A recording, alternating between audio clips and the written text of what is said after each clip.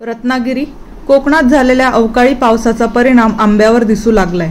आंब्यावरती डाग पडल्याने आंब्याच्या बाजारभावावर परिणाम झालाय, तर दुसरीकडे असलेले ढगाळ वातावरण यामुळे आंब्यावर कीड रोगाचा प्रादुर्भाव पडण्याची शक्यता आहे।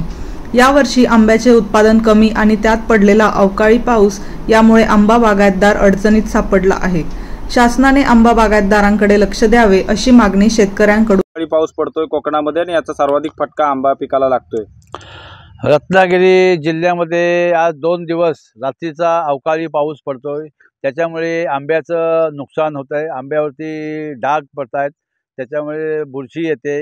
ह्या सगळ्या गोष्टी झाल्यामुळे आंब्याला भाव कमी मिळतोय। मार्केटमध्ये पेटी जाते, पण त्याचा हा असं पाऊस पडल्यामुळे डाग पडल्यामुळे त्याच्यावरती बरा भाव कमी मिळतोय असं सर्व शेतकऱ्यांचं म्हणणं आहे।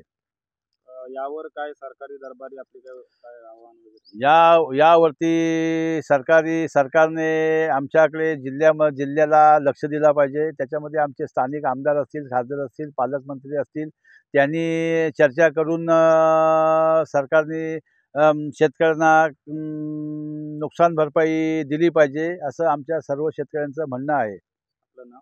प्रदीप विष्णू सावंत, गाव नाचणे, आंबा बागायतदार।